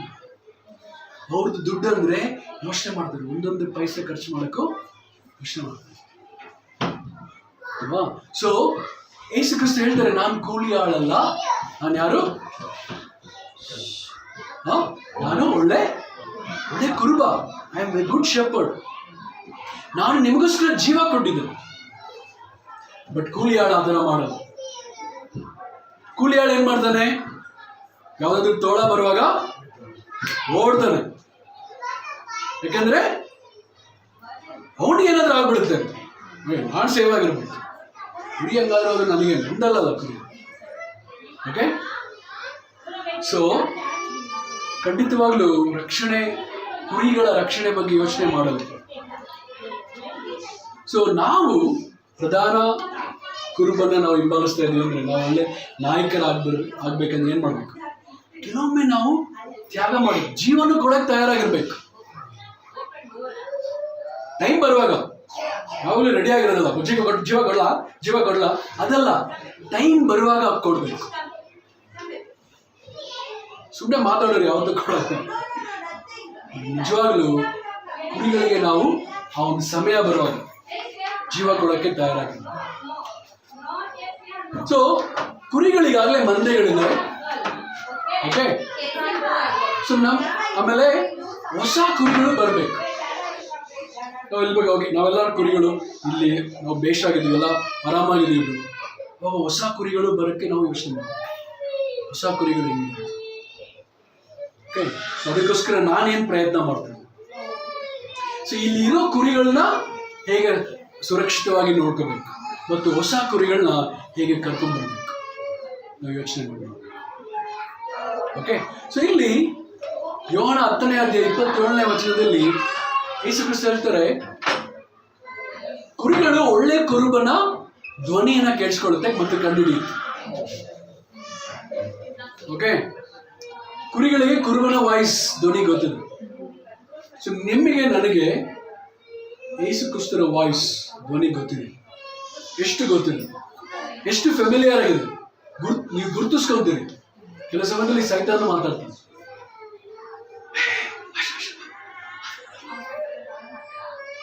ಯೇಸು ಕ್ರಿಸ್ತನ ಇದು ಮಾಡು. ಯಾರ ಧ್ವನಿ ನಿಮಗೆ ಪರಿಚಯ ಇದೆ? ಯಾವಾಗ ನೀವು ಬೈಬಲ್ ಓದ್ತಾ ಇದ್ರೆ ನಿಮ್ಗೆ ಗೊತ್ತಾಗುತ್ತೆ ಯಾರ ಧ್ವನಿಯಿಂದ ನಿಮ್ಗೆ ಕರೆಕ್ಟಾಗಿ ಕಂಡುಹಿಡಿತೀವಿ. ಬೈಬಲೇ ಓದಲ್ಲ, ಯಾವಾಗಲೂ ಸೀರಿಯಲ್ ನೋಡ್ತಾ ಇದೀವಿ. ಯಾವಾಗಾದ್ರೂ ಒಂದ್ಸರಿ ಬೈಬಲ್ ಓದ್ತೀರಿ ಅಂದ್ರೆ ಯಾರ ಧ್ವನಿ ಬಹಳ ಕೇಳ್ತಾ ಇದ್ದೀರಿ, ಅವಾಗ ನಿಮ್ಗೆ ಯೇಸು ಕ್ರಿಸ್ತನ ಧ್ವನಿ ಗುರ್ತಿಡಿಯಕ್ಕೆ ಕಷ್ಟ ಆಗುತ್ತೆ. ಓಕೆ, ಯೇಸು ಕ್ರಿಸ್ತರು ಓಕೆ ನಿಮ್ಗೆ ಪರಿಚಯ ಇದ್ದಾರ, ಅವ್ರ ಧ್ವನಿ ನಿಮಗೆ ಗೊತ್ತಿದೆಯಾ? ಓಕೆ, ನಾವು ಎಷ್ಟೊಂದು ಕೇಳಿಸ್ಕೊಂತೀವೋ ಅಷ್ಟು ನಮಗೆ ಗೊತ್ತಿಲ್ಲ. ಓಕೆ, ಸೊ ನಾವು ಬಹಳ ಜನ ಮಾತಾಡ್ತಾ ಇರ್ತಾರೆ, ಬಹಳ ಧ್ವನಿಗಳು ನಮ್ಮ ಕಿವಿಗಳಲ್ಲಿ ಕೇಳಿಸ್ತಾನೆ ಇದೆ. ಬಟ್ ನಮಗೆ ಗೊತ್ತಿದೆಯಾ ಯಾರು ಒಳ್ಳೆಯ ಕುರುಬ ಅಂತ? ಸೊ 3 ವಿಷಯಗಳು ನಾವು ಇವತ್ತು ಕಲ್ತೀವಿ. ಮೊದಲನೇದು, ಯೇಸು ಕ್ರಿಸ್ತು ನಿಜವಾದ ಬಾಗಿಲು. ಅವ್ರನ್ನ ನಾವು ಹಿಂಬಾಲಿಸ್ತಾ ಇದ್ದೀವಿ, ಅವರಿಗೆ ಮೊದಲ ಸ್ಥಾನ ಕೊಡ್ತಾ ಇದ್ದೀವಿ. ಸೊ ಯೇಸು ಕ್ರಿಸ್ತರು ಒಳ್ಳೆ ಕುರುಬರು. ಓಕೆ, ನಾವು ಅವರ ಹಾಗೆ ಒಳ್ಳೆ ಕುರುಬನಾಗಿದ್ದೀವಿ. 3ನೇದು, ಯೇಸು ಕ್ರಿಸ್ತರು ಅವರ ಧ್ವನಿ ನಮಗೆ ಕೇಳಿಸ್ತಾ ಇದೆ, ಅಥವಾ ನಾವು ಕನ್ಫ್ಯೂಸ್ ಆಗಿದ್ದೀವಿ, ಯಾರ ಧ್ವನಿ ಅಂತ ನಮ್ಗೆ ಗೊತ್ತಾಗ್ತಾ ಇಲ್ಲ. ಸೊ ಈ ವಿಷಯಗಳು ನಾವು ಯೋಚನೆ ಮಾಡಬೇಕು, ನಾವು ಕಂಡುಹಿಡಿಬೇಕು. ಓಕೆ, ಖಂಡಿತವಾಗ್ಲೂ ದೇವರು ನಮಗೆ ಸಮೃದ್ಧಿಯಾದ ಜೀವನ ಕೊಡೋಕ್ಕೆ ಕರೆದಿದ್ದಾರೆ, ಕೊಟ್ಟೇ ಕೊಡ್ತಾರೆ. ನೀವು ಕೊನೆಯವರೆಗೂ ನಿಂತ್ಕೋಬೇಕು. ಧನ್ಯವಾದ. ಈ ಸಮಯದಲ್ಲಿ ನಾವು ಒಂದು ವಾಕ್ಯವನ್ನು ನೋಡೋಣ. ಗಲಾತ್ಯದವರಿಗೆ 6ನೇ ಅಧ್ಯಾಯ 1ನೇ ವಚನ. ಸಹೋದರರೇ, ನಿಮ್ಮಲ್ಲಿ ಯಾವನಾದರೂ ಯಾವುದೋ ಒಂದು ದೋಷದಲ್ಲಿ ಸಿಕ್ಕಿದರೆ ಅಂಥವನನ್ನು ಆತ್ಮನಿಂದ ನಡೆಸಿಕೊಳ್ಳುವ ನೀವು ಶಾಂತ ಭಾವದಿಂದ ತಿದ್ದಿ ಸರಿ ಮಾಡಿರಿ. ನೀನಾದರೂ ದುಷ್ಪ್ರೇರಣೆಗೆ ಒಳಗಾಗದಂತೆ ನಿನ್ನ ವಿಷಯದಲ್ಲಿ ಎಚ್ಚರಿಕೆಯಾಗಿರಿ. ಇಲ್ಲಿ ವಾಕ್ಯ ಹೇಳ್ತಾ ಇದೆ, ಸಹೋದರರೇ, ನಿಮ್ಮಲ್ಲಿ ಯಾರಾದರೂ ಯಾವುದೇ ಒಂದು ದೋಷದಲ್ಲಿ ಸಿಕ್ಕಿದರೆ, ಏಮೇನ್ ನಾವು ಅನ್ಕೊಂತಿರ್ತೀವಿ, ಅವ ಸಿಗಲಿ ನನ್ನ ಕೈಯಾಗ, ಈ ಥರ ಭಾಳ ಸರ ಅನ್ಕೊಂತೀವಿ. ಯಾವ್ದಾರ ಒಂದು ಸಿಗಲಿ, ಅವ್ರು ಎಲ್ಲಿ ಸಿಕ್ಬಿಡ್ತೀವಿ? ಕಣ್ಣಾಗ ನೋಡಿದ್ರಿಂದ. ಏಮೇನ್. ಆದರೆ ಇಲ್ಲಿ ನಾವು ನೋಡ್ತೀವಿ, ಯೇಸು ಕ್ರಿಸ್ತರು ಕೂಡ ಅವ್ರನ್ನ ಏನಾದರೂ ಒಂದು ದೋಷ ಸಿಕ್ಕಿಸ್ಬೇಕಾಗಿತ್ತು. ಯಾರು? ಆವಾಗಿಲ್ಲ ಫರಿಸಾಯರು, ಯಾಜಕರು, ಮಹಾಯಾಜಕರು ಯೇಸು ಕ್ರಿಸ್ತನಲ್ಲಿ ಮಿಸ್ಟೇಕ್ ಹುಡುಕ್ತಾ ಇದ್ರು, ತಪ್ಪುಗಳನ್ನು ಹುಡುಕ್ತಾ ಇದ್ರು. ಇವ್ರನ್ನ ಯಾವ ವಿಷಯದಲ್ಲಿ ಹಿಡ್ಕೋಬೇಕು, ಏನು ದೇವ ದೂಷಣೆ ಮಾತಾಡ್ತಾರೆ ಇವರು, ಏನಾದರೂ ಒಂದು ಮಾತು ಮಾತಾಡಿದ್ರೆ ಸಾಕು ಇವ್ರನ್ನ ನಾವು ತಪ್ಪಿಗಸ್ತರನ್ನಾಗಿ ಮಾಡ್ತೀವಿ. ಆಮೇಲೆ ಇಲ್ಲಿ ಕೂಡ ವಾಕ್ಯ ಹೇಳ್ತಾ ಇದೆ, ನಿಮ್ಮಲ್ಲಿ ಇಲ್ಲಿ ಸಹೋದರರೇ, ನಿಮ್ಮಲ್ಲಿ ಯಾರಾದರೂ ಯಾವುದೇ ಒಂದು ದೋಷದಲ್ಲಿ ಸಿಕ್ಕಿದರೆ ಅಂಥವನನ್ನು ಆತ್ಮನಿಂದ ನಡೆಸಿಕೊಳ್ಳುವ ನೀವು ಶಾಂತ ಭಾವದಿಂದ ತಿದ್ದಿ ಸರಿ ಮಾಡಿರಿ. ಇಲ್ಲಿ ನಾವು ನೋಡ್ತಾ ಇದ್ವಿ, ಯೇಸು ಕ್ರಿಸ್ತರನ್ನ ಹೇಳ್ತಾ ಇದ್ದಾರ ಪಿಲಾತನ ಮುಂದೆ, ಯಹೂದ್ಯರ ಅರಸನಾಗಿರುವಂತ ಈತನನ್ನು ನಾನು ಏನ್ ಮಾಡ್ಲಿ ಅಂದಾಗ ಅವ್ರು ಹೇಳ್ತಾರೆ, ಎಲ್ಲರೂ ಶಿಲುಬೆಗೆ ಹಾಕಿಸು, ಶಿಲುಬೆಗೆ ಹಾಕಿಸು ಅಂತ ಹೇಳಿದ್ರು. ಆಮೆನ್. ಅಂದ್ರೆ ಅವರು ಆ ಒಂದು ದೇವಾಲಯವನ್ನು 3 ದಿನ ಕೆಳಗೆ ಕಟ್ಟಿ ತಮ್ಮ ದೇಹದ ಮರಣದಿಂದ ಎದ್ದು ಬರುವಂತ ಮಾತಾಡಿದ್ರು. ಇವರು ಅದನ್ನ ತಪ್ಪಾಗಿ ತಿಳ್ಕೊಂಡ್ರು. ಹೌದು, ಒಂದು ದೋಷವಿತ್ತು, ಒಂದು ಅಪರಾಧವಿತ್ತು. ಅದು ಎಲ್ಲರ ನಮ್ಮ ದೋಷ ಅಪರಾಧಗಳಿಗಾಗಿ ಅವರು ಶಿಲುಬೆ ಮರಣವನ್ನು ಹೊಂದಿದ್ರು. ಇಲ್ಲೇ ಈ ದೋಷ ಅಂದ್ರೆ ಏನು? ಯಾವುದೇ ಒಂದು ದೋಷದಲ್ಲಿ ಸಿಕ್ಕಿದರೆ, ನಾವೆಲ್ಲ ಸಿಕ್ಕಿದ್ದೀವಿ.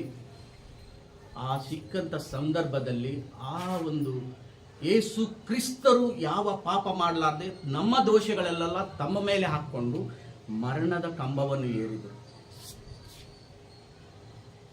ಆಮೆನ್. ಇವತ್ತಿನ ದಿವಸ ನಾವೆಲ್ಲ ನಿರಪರಾಧಿಗಳಾಗಿದ್ದೀವಿ, ಆದರೆ ಆತನನ್ನು ಅಪರಾಧ ಸ್ಥಾನದಲ್ಲಿ ನಿಲ್ಲಿಸಿದ್ದೀವಿ. ಇವತ್ತು ನಾವೆಲ್ಲ ಬಿಡುಗಡೆ ಆದಂಥ ಜನರು, ಆದರೆ ಆತನು ಜೈಲಿನಲ್ಲಿರುವಂಥ ಯೇಸು ಕ್ರಿಸ್ತರಾದ.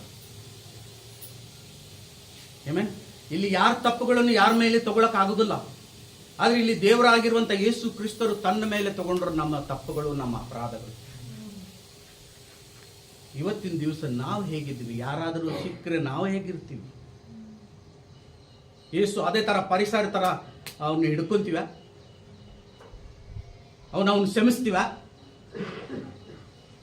ಯೇಸುಗೆ ಒಂದೇಳೆ ಯೇಸು ಬಂದ್ರೆ ನಾವು ಯೇಸು ಬಂದ್ರು ನಾವು ಯೇಸುಗೆ ನಾವು ಅದೇ ತರ ನನ್ನ ಸಹೋದರ ಸಹೋದರಿಯರಲ್ಲಿ ಯೇಸುನ ಕಾಣ್ತೀವ ಇವತ್ತಿನ ದಿವಸ? ಅಥವಾ ನಾವು ಪರಿಸರ ತರ ಯಾಜಕರ ತರ ಇದೀವ? ಯೋಚಿಸ್ಕೊಳ್ಳಿ. ಸಿಗಲಿ ಅವನು, ಮಳೆ ಹೊಡಿತೀನಿ ಅವನು, ಮುಳ್ಳಿನ ಕಿರೀಟ ಹಿಡಿತೀನಿ ಅವನು, ಥೂ ಅಂತ ಹೋಗಿತ್ತೀವಿ. ಇವತ್ತಿನ ದಿವಸ ನಮ್ಮ ಹೃದಯ ಹೇಗಿದೆ?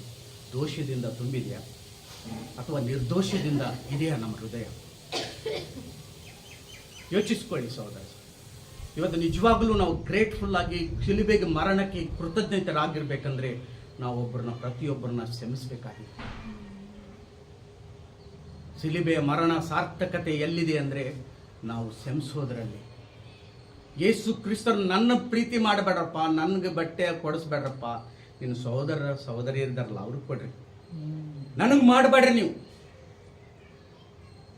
ನಿನ್ನ ಸಹೋದರ ಸಹೋದರಿ ನಾನು ಕ್ಷಮಿಸ್ತಾ ಇದೆಯಾ? ಪ್ರೀತಿ ಮಾಡ್ತಾ ಇದೆಯಾ? ಆಮೆನ್. ತುಂಬ ಮುಖ್ಯ. ಇವತ್ತಿನ ದಿವಸ ನಾವು ಹೇಗಿದ್ದೀವಿ? ಯೇಸು ಕ್ರಿಸ್ತರನ್ನ ಹಿಂಬಾಲಕರಾಗಿ ನಾವು ಹೇಗಿದ್ದೀವಿ? ಆಮೆನ್. ಸಮಯದಲ್ಲಿ ನಾವು ನಿರ್ಧಾರ ಮಾಡೋಣ. ನಾವು ಯಾವುದೇ ಒಂದು ದೋಷದಲ್ಲಿ ಸಿಕ್ಕಿದರೆ ಅಂಥವನನ್ನು ಶಾಂತ ಭಾವದಿಂದ ತಿದ್ದಿ ಸರಿ ಮಾಡ್ತಾ ಇದ್ದೀವಿ. ನನಗೆ ಈ ವಾಕ್ಯ ಭಾಳ ಕನ್ವಿಕ್ಟ್ ಆಗುತ್ತೆ. ನಾನು ಬಡ ಮಾತಾಡ್ತಾ ಇದ್ದೆ, ಈ ವಾಕ್ಯ ನನ್ನನ್ನು ಲಗಾಮ್ ಹಾಕ್ತು. ನಾವು ಮಾತಾಡಬಾರ್ದು. ನನ್ನ ಹೃದಯದಲ್ಲಿ ನಾನು ಶಾಂತನಾಗಿದ್ದೀನ. ಆಮೆನ್. ಇವತ್ತು ನಿಮಗೆ ಲಗಾಮ್ ಹಾಕಬೇಕಾಗಿದೆ ದೇವರ ವಾಕ್ಯ.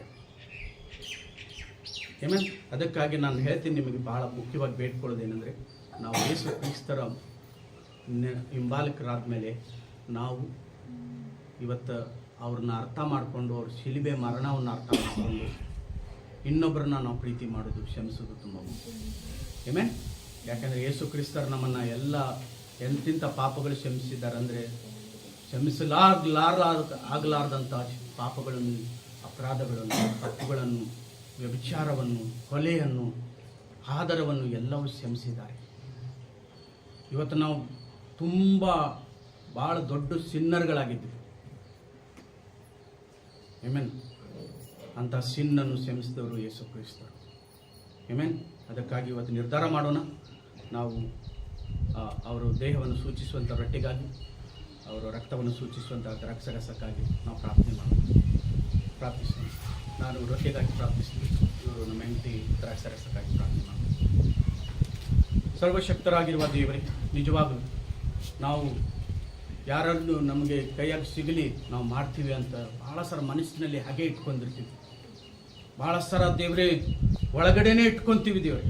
ಆ ಸಂದರ್ಭ ಸಿಕ್ಕಾಗ ಅದನ್ನು ತೀರಿಸ್ಕೊತೀವಿ ದೇವರೇ. ಆ ಥರ ಇರಬಾರ್ದು ದೇವ್ರೆ. ಆ ಥರ ಇರಬೇಕಂತ ನೀನು ಇವತ್ತು ನಮಗೆ ಶಿಲುಬೆ ಮರಣದಲ್ಲಿ ತೋರಿಸಿಲ್ಲ. ಜನರ ಥರ ಇರಬೇಡ್ರಿ, ನೀವು ನನ್ನ ಥರ ಇರ್ರಿ, ನಂತರ ಜೀವನ ಮಾಡಿ ಅಂತ ಹೇಳಿ ಮಾದರಿಯನ್ನು ತೋರಿಸಿ ಹೋದ್ರೆ. ಶಿಲುಬೆ ಮರಣದಲ್ಲಿ ನಿಮಗೆ ಎತ್ತು ಅಂತ ಹೋಗಿದ್ರು, ಮಳೆ ಹೊಡೆದು ತುಂಬ ಸಮಯದಲ್ಲಿ ದೇವರೇ ನಾವು ನಿಮಗೆ ನೋವು ಕೊಟ್ಟಿದ್ದೀವಿ. ಕ್ಷಮಿಸಿ, ನಾವು ಮಾಡುವ ದೋಷಗಳನ್ನು ನಿನ್ನ ಮೇಲೆ ಹೊತ್ತುಕೊಂಡು ಮರಣದ ಕಂಬವನ್ನು ಏರಿದ್ವಿ. ನಿಮ್ಮ ಬಾಸುಂಡಿಗಳಿಂದ ನಮಗೆ ಗುಣವಾಯಿತು. ಭಾಳ ಸ್ತೋತ್ರ. ನಿಮ್ಮ ದೇಹವನ್ನು ಸೂಚಿಸುವಂಥ ಈ ರೊಟ್ಟಿಗಾಗಿ ಭಾಳ ಸ್ತೋತ್ರ ಹೇಳ್ತಾ ಈ ಪ್ರಾರ್ಥನೆಯನ್ನು ಯೇಸು ನಾಮದಲ್ಲಿ ಬೇಡಿದ್ದು ತಂದೆ, ಆಮೇಲೆ. ಪ್ರೀತಿ ಸ್ವರೂಪನಾದ ನನ್ನ ತಂದೆ ದೇವರೇ, ಈ ಸಮಯ ಕೊಟ್ಟಿದ್ದಕ್ಕಾಗಿ ನಿಮಗೆ ಸ್ತೋತ್ರ ಹೇಳ್ತೀನಿ ತಂದೆ. ದೇವರೇ, ನಮಗೋಸ್ಕರ ತಂದೆ ನಿಮ್ಮೊಬ್ಬನ ಮಗನಾದ ಯೇಸು ಕ್ರಿಸ್ತನ ಕೊಟ್ಟಿದ್ದಕ್ಕಾಗಿ ನಿಮಗೆ ಸ್ತೋತ್ರ ಹೇಳ್ತೀನಿ ತಂದೆ. ಯೇಸು ಕ್ರಿಸ್ತರ ಒಂದು ರಕ್ತದ ಮೂಲಕ ದೇವರೇ ನಮ್ಮ ದೋಷ ಅಪರಾಧಗಳನ್ನು ಹರಿದು ತಂದೆ ಯೇಸು ಕ್ರಿಸ್ತರ ಶುದ್ಧವಾದ ರಕ್ತದಿಂದ ದೇವರೇ ನಮ್ಮನ್ನು ತೊಳೆದು ಶುದ್ಧಪಡಿಸಿದ್ದಕ್ಕಾಗಿ ನಿಮಗೆ ಸ್ತೋತ್ರ ಹೇಳ್ತೀನಿ ತಂದೆ. ಯೇಸು ಕ್ರಿಸ್ತರ ರಕ್ತವನ್ನು ಕೊಟ್ಟಿದ್ದಕ್ಕಾಗಿ ನಿಮಗೆ ಸ್ತೋತ್ರ ಹೇಳಿ, ಈ ಒಂದು ಅದ್ಭುತವಾದ ಅವಕಾಶವನ್ನು ಕೊಟ್ಟಿದ್ದಕ್ಕಾಗಿ ಸ್ತೋತ್ರ ಹೇಳಿ ಯೇಸು ಕ್ರಿಸ್ತ ನಾಮದಲ್ಲಿ ಬೇಡುತ್ತೇನೆ.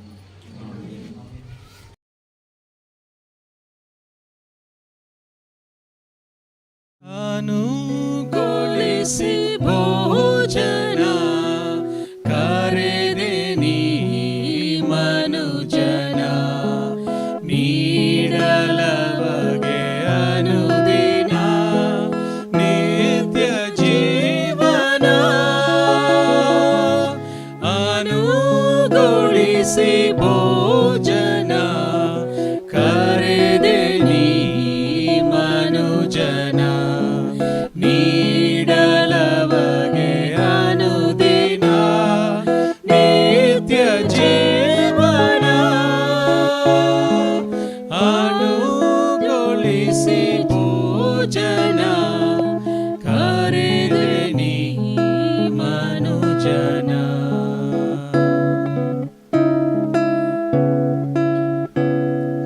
ಪಾಪಿ ಮನುಜ ತನುವನು ಕತ್ತಲು ತುಂಬಿಹ ಮನವನು, ಪಾಪಿ ಮನುಜ ತನುವನು ಕತ್ತಲು ತುಂಬಿಹ ಮನವನು, ಸೆಳೆದೆ ಆಶ ಪಾಶದಿಂ ಕಳೆದೆ ಪಾಪ ದೋಷವಂ, ಪಾಪ ದೋಷವಂ.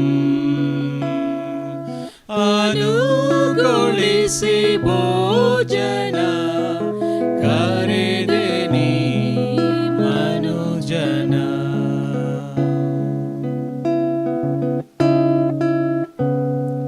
ಶಾಂತಿರಹಿತ ಜಗವನು ಸ್ವಾರ್ಥ ಭರಿತ ನರನನು, ಶಾಂತಿರಹಿತ ಜಗವನು ಸ್ವಾರ್ಥ ಭರಿತ ನರನನು, ಗೆದ್ದೆ ನೀನು ಪಾವನ ನೀನೆ ಸ್ವರ್ಗ ಜೀವನ, ಸ್ವರ್ಗ ಜೀವನ.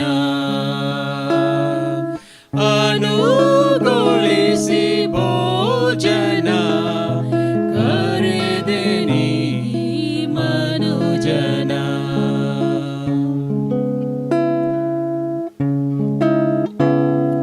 ಸತ್ಯ ಸುಗುಣ ಸಂಪನ್ನನೆ, ನಿತ್ಯ ನಿರ್ಮಲ ಧೀಮಂತನೆ, ಸತ್ಯ ಸುಗುಣ ಸಂಪನ್ನನೆ, ನಿತ್ಯ ನಿರ್ಮಲ ಧೀಮಂತನೆ, ಭುಜಿಸಿ ದಿವ್ಯ ಭೋಜನ ನೆನೆವೆ ನಿನ್ನ ಅನುದಿನ, ನಿನ್ನ ಅನುದಿನ. ಅನುಗೊಳಿಸಿ ಭೋಜನ ಕರೆದೆ ನೀ ಮನುಜನ, ನೀಡಲವಗೆ ಅನುದಿನ ನಿತ್ಯ ಜೀವನ. ಅನುಗೊಳಿಸಿ ಭೋಜನ ಕರೆದೆ ನೀ ಮನುಜನ. ಪ್ರೀತಿಯ ಸಹೋದರ ಸಹೋದರರೇ, ಖಂಡಿತ ನಂತನಿ ಈ ಸಂದೇಶ ತುಂಬ ನೀವು ಅರ್ಥ ಮಾಡ್ಕೊಂಡಿದ್ದೀರಂತ. ದೇವರಿಗೆ ಮಹಿಮೆ ಆಗಲಿ. ದೇವ ಬ್ರದರ್ನ ಅತ್ಯುತ್ತಮವಾಗಿ ಉಪಯೋಗಿಸ್ಕೊಂಡಿದ್ದಾರೆ. ಖಂಡಿತ ಇದೇ ರೀತಿಯಲ್ಲಿ ಬರೋ ಭಾನುವಾರ ಕೂಡ ನಮಗೆ ಆನ್ಲೈನ್ದಲ್ಲಿ ಮೀಟಿಂಗ್ ಇರುತ್ತೆ. ದಯವಿಟ್ಟು ತಪ್ಪದೆ ನೋಡಿ ನಿಮ್ಮ ಆತ್ಮೀಯ ಜೀವನವನ್ನು ಇನ್ನೂ ಉತ್ತಮವಾಗಿ ಬೆಳೆಸ್ಕೊಬೇಕಂತ ನಿಮ್ಮಲ್ಲಿ ಮೊರೆ ಇಡ್ತಾ ಇದ್ದೀನಿ. ಈ ಸಮಯದಲ್ಲಿ ನಾವೆಲ್ಲರೂ ಪ್ರಾರ್ಥನೆ ಮಾಡಿ ಈ ಕೂಟವನ್ನು ಮುಕ್ತಾಯ ಮಾಡೋಣ. ಪ್ರಾರ್ಥನೆ ಮಾಡೋಣ.